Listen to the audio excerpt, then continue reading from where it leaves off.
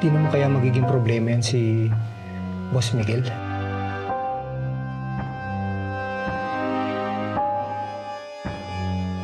Mukhang unstable, no?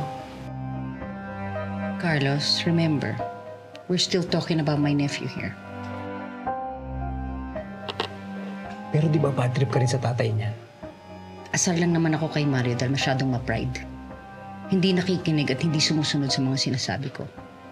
Feeling niya, alam niya lahat. E tingin mo ba, Mother, mapapasunod mo yung anak? Of course.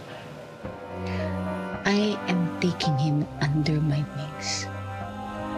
Dahil siya ang susi ko para makuha ko ang rosaryo.